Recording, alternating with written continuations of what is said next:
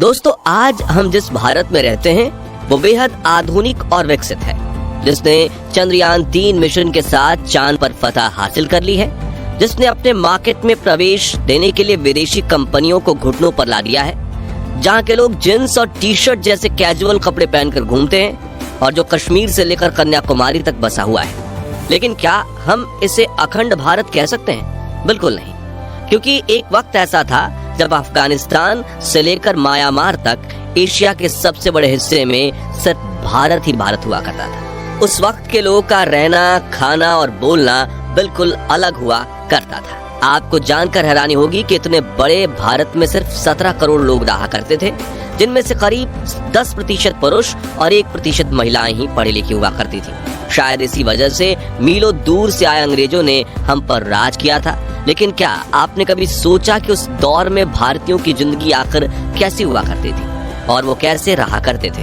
अगर हाँ, तो आज की इस खास पेशकश में हम आपको सन 1800 के उसी अखंड भारत की झलक दिखाएंगे, तो पूरा वीडियो जरूर देखिएगा। सल्तनत और हुकूमत। दोस्तों, सन 1800 से करीब 200 साल पहले यानी 16वीं शताब्दी की शुरुआत में ही अंग्रेजों ने भारत में दस्तक दे दी थी और शुरुआत में तो वो सिर्फ बिजनेस करने के लिहाज से ही भारत आए थे। बता दें कि भारत में कदम रखने वाली सबसे पहली ब्रिटिशर टोली के कैप्टन थे विलियम हॉकिंस, जिन्होंने 24 अगस्त 1608 के दिन सूरत के बंदरगाह पर पहला कदम रखा था और कुछ ही समय में उन्हें यह अंदाजा लग गया था कि वो कूटनीति से भारत को अपने कब्जे में कर सकते हैं।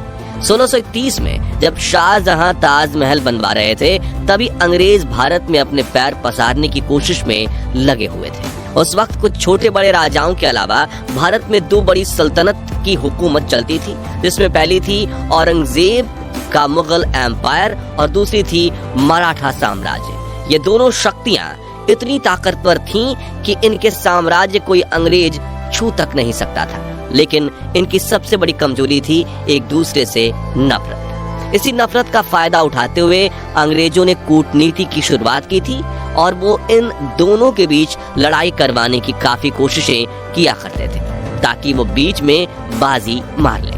करीब 100 सालों तक कोशिश करने के बाद भारत को हासिल करने के लिए अंग्रेजों के इरादे सफल होने लगे और देश के कई इलाकों में ईस्ट इंडिया कंपनी के शासन की शुरुआत हो चुकी थी। इसी तरह सन 1800 आते आते अंग्रेजों ने भारत की राजनीति में अपनी पकड़ मजबूत बना ली थी और मुगलों की सल्तनत खत्म होने के कगार पर खड़ी थी और मराठा साम्राज्य के भी कई इलाके अंग्रेजों ने छीन लिए थे। लेकिन ये तो हुई सत्ता की बात। चलिए अब जानते हैं कि उस वक्त के भारतीयों का खाना पीना, रहन सहन और पहनावा कैसा था। पहनावा दोस्तों, जहां आज के मॉडर्न भारत के पहनावे पर पश्चिमी सभ्यता यानी वेस्टर्न कल्चर का प्रभाव है और आपको हर तरफ लोग jeans, shirt, T shirt, top और सूट पहने हुए दिखाई दे जाएंगे, वहीं उस समय के भारतीयों के पास अपना अलग देसी पहनावा हुआ करता था, जिसमें लोग धोती और गमछा पहना करते थे, औरतें साड़ी पहना करती थीं और छोटे बच्चे ज्यादातर निक्कर पहना करते थे। वहीं कुछ लोग धोती कुर्ता भी पहन लिया करते थे, जबकि कुछ बड़े जमींदार ही अंग्रेज पहनावा यानी जीन्स और शर्ट पहनते थे। स्क्रीन पर चल रही उस वक्त की तस्वीरों में आप देख सकते हैं कि भारतीयों को उनके स्वदेशी पहनावे में साफ साफ पहचाना जा रहा है। यहाँ तक कि आज भी राजस्थान और उत्तर प्रदेश में रहने वाले कुछ बड़े बुजुर्ग उस वक्त का सादा पहनावा पहनते हुए देखे जा सकते हैं। रहन सहन और काम धंधा। सन 1800 के आसपास भारत में टेक्नोलॉजी का तो नामो निशान नहीं था, लेकिन हर भारतीय का जीवन सुकून से भरा था। घास फूस और मिट्टी से बने घर भले ही कच्चे थे, लेकिन लोग बहुत सच्चे थे। यातायात के लिए सिर्फ बैलगाड़ी थी, लेकिन लोगों के शरीर में बहुत फुर्ती थी। जीवन को आरामदायक बनाने वाली चीजें भले ही कम थी, लेकिन हर किसी के बीच भाईचारे की भावना थी। दोस्तों, जमीन छोटी हो या बड़ी, ज्यादातर लोग खेती करना ही पसंद करते थे और उस वक्त भारत में ज्यादातर नील, कॉटन, अफीम, गेहूं और धान की खेती ही हुआ करती थी, जिसे किसानों से खरीद कर अंग्रेज ग्लोबल मार्केट में अच्छी कीमतों में बेच दिया करते थे। खेती के साथ किसान पशुपालन भी करते थे और जो लोग खेती नहीं करते थे वो अंग्रेजों की फैक्ट्री में काम किया करते थे। शाम होते ही सभी लोग अपने घरों में आकर भजन कीर्तन और सत्संग किया करते थे, जिसके लिए घरों में दिए जलाए जाते थे, क्योंकि इस दौर में भारत में लाइट नहीं थी। फिर लोग रात में जल्दी सो जाते थे और सुबह जल्दी उठकर काम पर चले जाते थे। आपको बता दें कि उस समय भारत में लोग बुजुर्गों का बहुत मान सम्मान करते थे और घर से लेकर गांव में वही होता था जो बड़े बुजुर्ग कहते थे। हालांकि वो एक ऐसा दौर था जब भारत में सबसे ज्यादा जातीय भेदभाव होता था और कहीं ना कहीं अंग्रेजों ने ही डिवाइड एंड रूल नियम को अपनाकर भारतीयों की एकता को भंग करने के लिए जातिवाद को और ज्यादा बढ़ावा दिया था। इस दौर में लोग अपनी जाति के हिसाब से ही काम किया करते थे, जैसे कि धोबी कपड़े धोते थे, कुम्हार मिट्टी के बर्तन बनाते थे और नाई की हर एक पीढ़ी लोगों के बाल काटती थी। इस तरह हर कोई अपने हिसाब से काम धंधा किया करता था। आबादी जहां आज आपको हर तरफ को भीड़ भाड़ देखने को मिलती है, वहीं उस वक्त ऐसा कुछ भी नहीं था। लोकल मार्केट के अलावा किसी भी इलाके में भीड़ भाड़ नहीं होती थी, क्योंकि पूरे भारत में करीब 17 करोड़ लोग ही थे। और यहाँ पर पूरे भारत से हमारा मतलब अखंड भारत, जो हिंदुस्तान के साथ पाकिस्तान, बांग्लादेश, बर्मा और अफगानिस्तान से मिलकर बना हुआ था इलाका। सन 1800 के आसपास भारत में आबादी कम होने की वजह से जंगली इलाका भी बहुत ज्यादा हुआ करता था। बड़े बड़े जंगलों के बीच छोटे छोटे गांव बसे होते थे और शहरी इलाके तो काफी कम हुआ करते थे। इसी वजह से भारत अनगिनत जंगली जानवरों का घर था और इंसानों को इन जंगली जानवरों के हमले का डर भी सताता था। इसलिए वो रात को सोने से पहले घर के बाहर आग जला देते थे, ताकि रात के अंधेरे में कोई जंगली जानवर आकर उन पर हमला ना कर दे।